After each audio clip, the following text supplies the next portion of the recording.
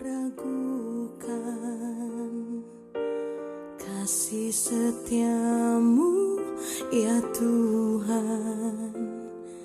Setiap waktu dalam hidupku tak pernah kau tinggalkan.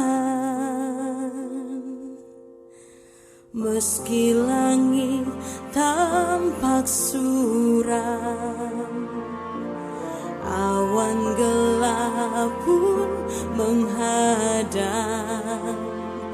Hadapi badai, lewati gelombang, tak pernah kau tinggalkan diriku.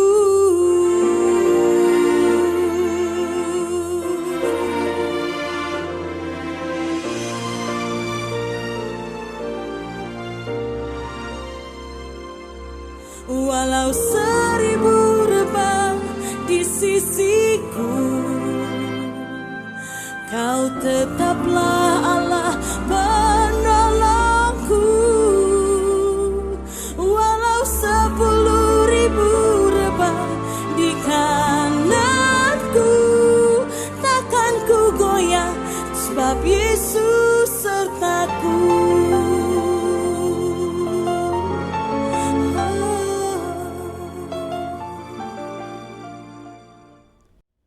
Damai sejahtera Allah yang melampaui segala akal dan budi, itulah yang memelihara hati dan pikiranmu di dalam Kristus Yesus Tuhan kita. Amin. Firman Tuhan bagi kita untuk pertangyangan lingkungan di rumah kita masing-masing terambil dari kitab 1 Raja-Raja 17 ayat 1 sampai 6. Demikian firman Tuhan. Elia di tepi sungai Kerit.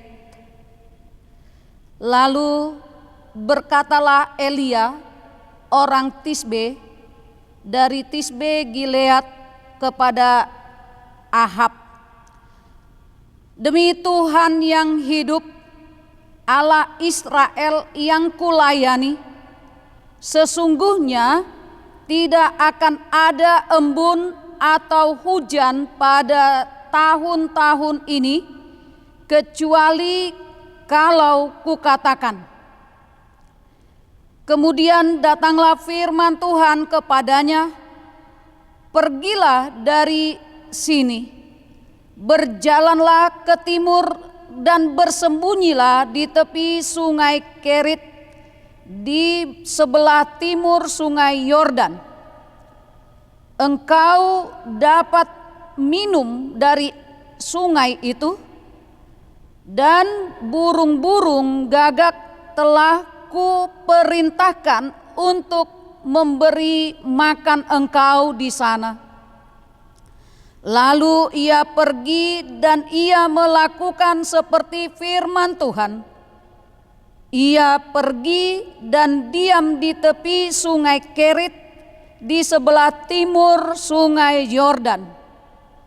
Pada waktu pagi dan petang, burung-burung gagak membawa roti dan daging kepadanya, dan ia minum dari sungai itu. Demikian firman Tuhan. Saudaraku yang terkasih, topik minggu untuk hari Minggu adalah Yesus adalah air kehidupan. Atau dalam bahasa Batak dikatakan Yesus do aek hangoluan. Nabi Elia, dari nama Elia berarti Tuhan adalah Allahku. Dalam hal ini kita melihat penyertaan Tuhan dalam pergumulan yang berat akan menghasilkan kisah hidup yang dahsyat. jika Tuhan memanggil seseorang, Tuhan pula yang memelihara kehidupannya. Dalam berbagai situasi kondisi yang sangat sulit sekalipun, Tuhan hadir dengan cara yang tidak diduga. Sungai Kerit adalah tempat persembunyian Elia yang dipilih oleh Tuhan menjadi tempatnya baik minum, dan Tuhan memilih burung gagak untuk memberi Elia makan setiap pagi dan petang. Dari pemeliharaan Tuhan, dan Tuhan punya cara khusus untuk meneguhkan iman Elia bahwa dalam situasi kondisi sesulit apapun, Tuhan tetap menyertainya. Tuhan tetap ada bersama-sama dengan dia. Dalam hal ini, dalam menjalani panggilan hidup sebagai anak Tuhan di dunia ini, seringkali kita putus asa ketika kita merasa bahwa pergumulan berat melanda hidup kita. Kekhawatiran dan ketakutan menjadi musuh utama dalam diri kita, sehingga hati kita di dalam pergumulan hidup itu, kita melihat bahwa pergumulan itu jauh lebih besar dari kuasa dan pemeliharaan Tuhan. Seharusnya di dalam setiap pergumulan itu, kita yakin dan percaya bahwa Tuhan senantiasa menyertai hidup kita. Karena Tuhan tidak pernah menjanjikan kepada setiap orang yang mengikut Dia bahwa tidak ada masalah. Justru ketika Tuhan memanggil setiap orang, dikatakan oleh Yesus, barang siapa mengikut aku, dia memikul salib. Berarti dalam hal ini, Tuhan tidak pernah menjanjikan tidak ada masalah di dalam kehidupan kita, terlebih mengikut Tuhan. Tapi Tuhan berjanji penyertaannya. Aku menyertai engkau sampai Maranatha. Inilah keyakinan kita di dalam kehidupan kita. Sehingga ketika kita dalam masalah, ketika pergumulan hebat menghampiri hidup kita, yakinlah Tuhan beserta kita, dan ketika keyakinan kita bahwa Tuhan bersama dengan kita, pasti ada jalan keluar di dalam setiap pergumulan hidup kita. Secara khusus di dalam 1 Raja-Raja 17 ini, kita akan belajar dari kehidupan Elia, bagaimana respon kita terhadap situasi darurat yang terjadi pada hidup kita. Secara khusus dalam hal ini, Elia mengalami ancaman, yang mana pada saat itu Elia datang ke Raja Ahab dan menyatakan sesuatu pernyataan. Dan pernyataan itu sangatlah terlalu berani dan terlalu ekstrim.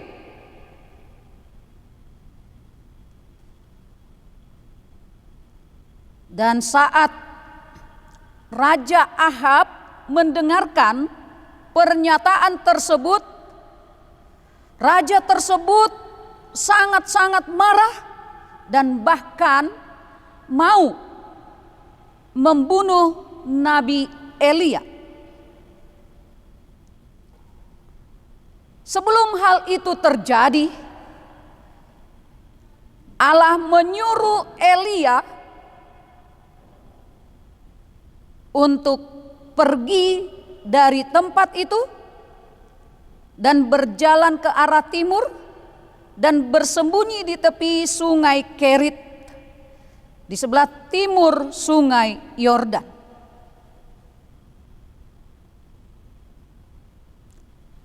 Bisa jadi ancaman yang dialami oleh Elia dapat juga terjadi di dalam kehidupan kita, sehingga membuat kita cemas, khawatir, dan bahkan bertanya, bagaimana mungkin ini terjadi? Dan firman Tuhan kepada Elia yang bersembunyi di sungai Kerit itu jugalah yang menjamin hidup kita sampai sekarang ini. Bahwa Tuhan tidak membiarkan kita hidup di dalam kesendirian kita. Tuhan tidak membiarkan kita khawatir. Bahkan Tuhan tidak membiarkan musuh kita menjadi menang. Lihatlah, di saat terjadi kelaparan, Tuhan menyuruh burung gagak untuk memberikan dia makan pagi hari dan petang hari. Artinya, burung gagak itu adalah tangan Tuhan, pemeliharaan Tuhan kepada Elia.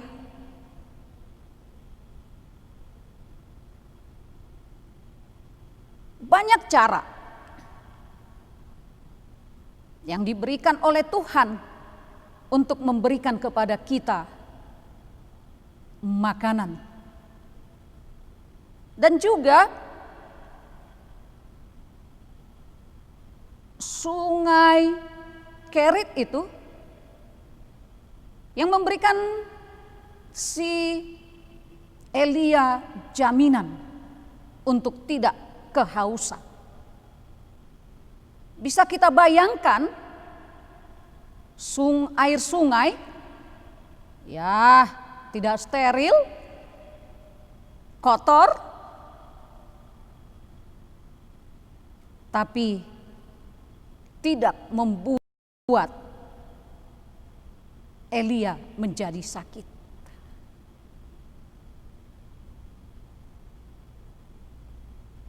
Bisa jadi kekhawatiran, terlebih di zaman sekarang,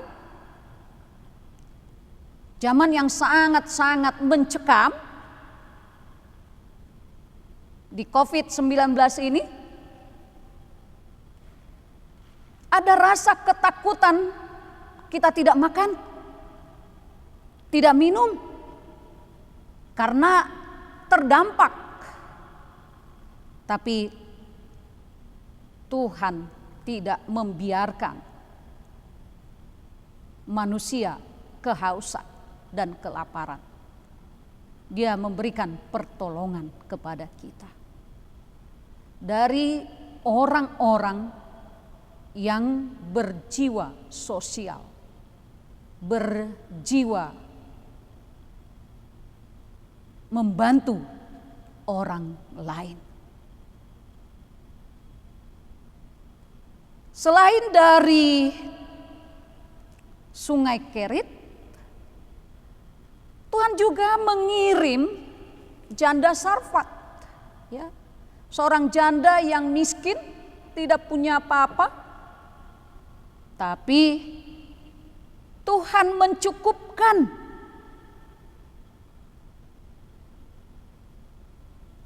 Tuhan tidak mengirim Elia kepada orang kaya. Tapi yang mau dikatakan Tuhan, ternyata orang miskin pun mampu membantu asal ada keyakinan. Saudaraku yang terkasih di dalam Kristus,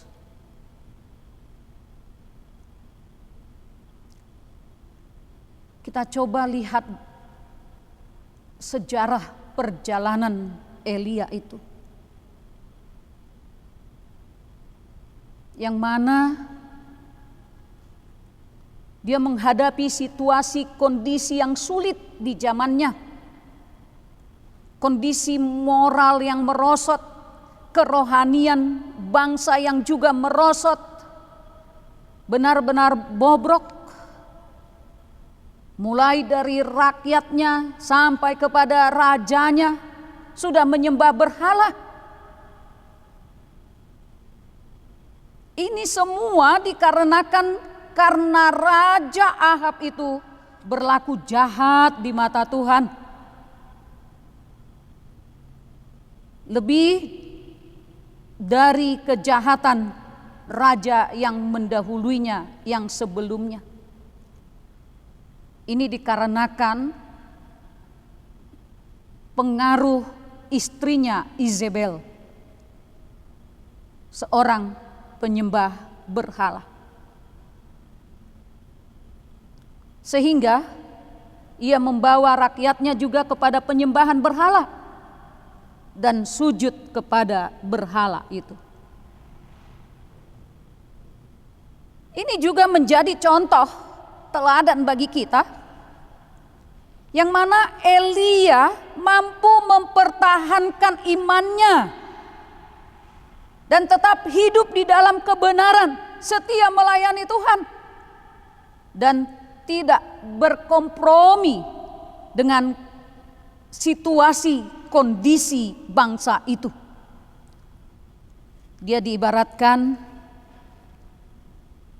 seperti ikan yang hidup di dalam air laut, tetapi dia tidak terpengaruh oleh situasi itu.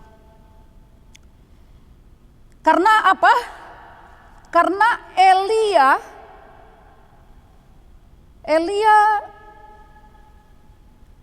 percaya dan tetap percaya kepada Tuhan walaupun resikonya adalah kehilangan kenyamanan dan bahkan nyawanya terancam.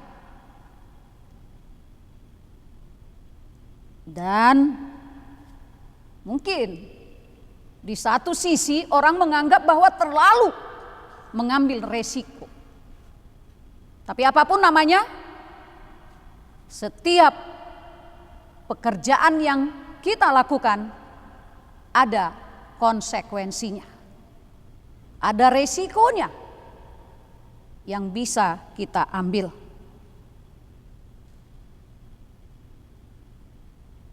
Tapi yakinlah bahwa dengan beriman kepada Tuhan dan hidup di dalam Tuhan,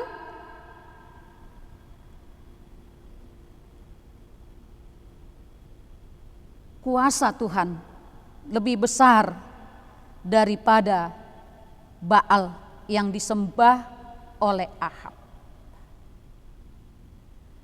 Kekuasaan Tuhan dan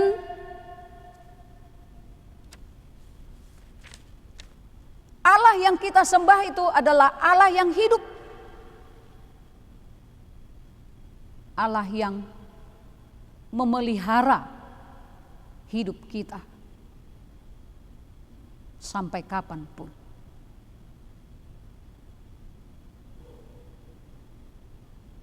Sudah terbukti bukan?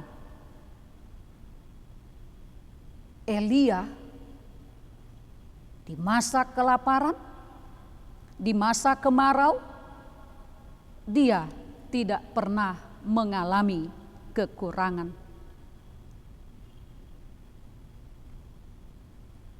Ia hidup oleh iman karena pemeliharaan Tuhan yang ajaib di dalam kehidupannya. Tuhan itu baik. Tuhan itu sangat-sangat memperhatikan hidup Elia pada saat itu. Demikian juga dalam kehidupan kita ini, saudaraku, di dalam masa-masa mencekam, di dalam masa ketakutan, di dalam masa di mana sekarang ini penyakit pandemi COVID-19 ini, Tuhan tidak membiarkan orang percaya itu kekurangan. Tapi Tuhan ada memelihara hidup kita. Tuhan selalu ada, hadir, memberikan kepada kita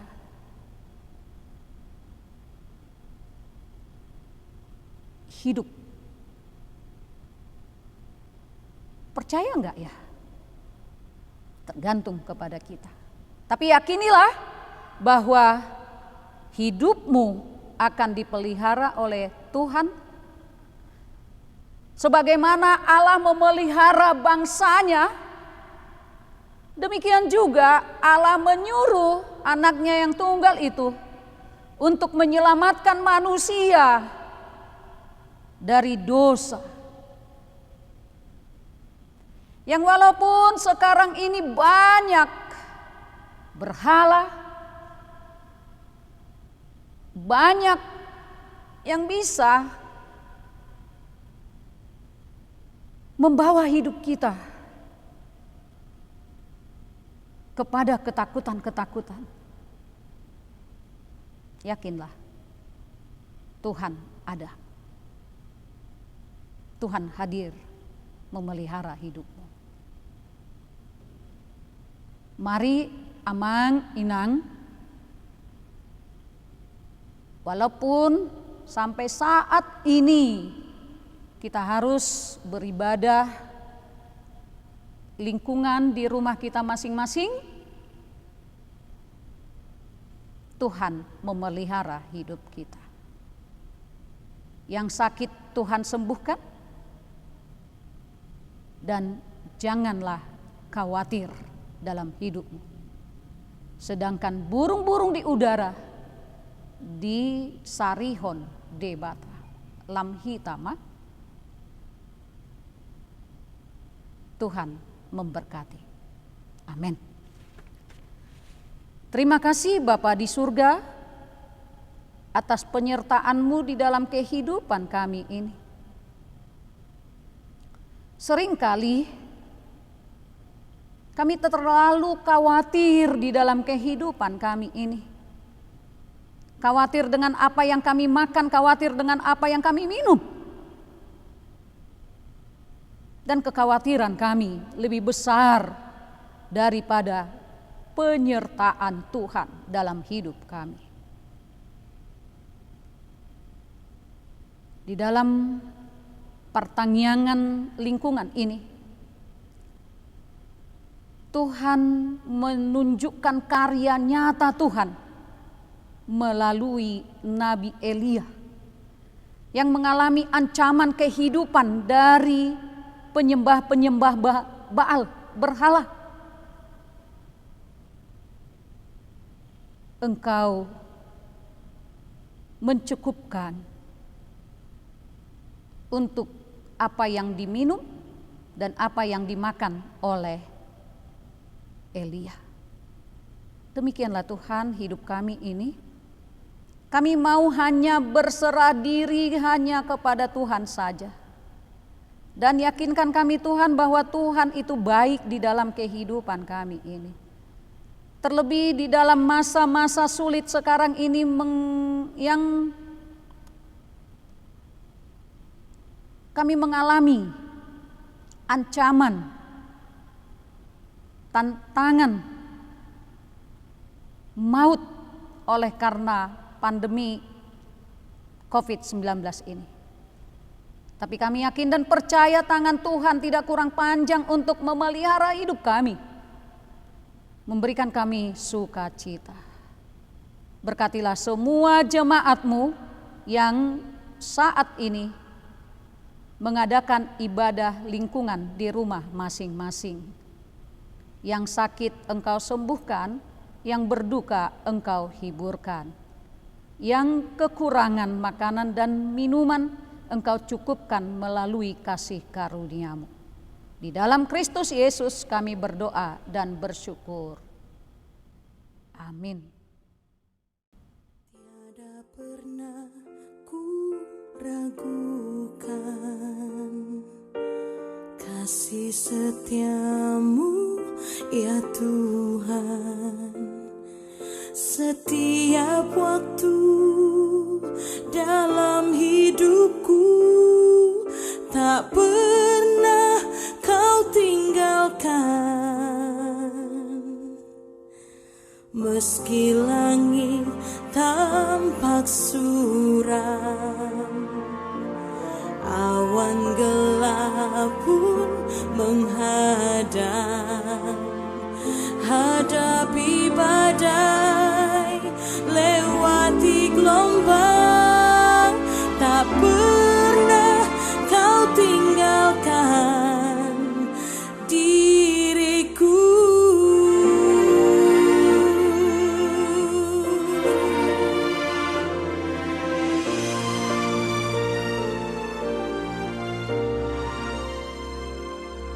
Walau 1000 rebah di sisiku, Kau tetaplah Allah penolongku. Walau 10.000 rebah di kananku, takkan ku goyah sebab Yesus sertaku.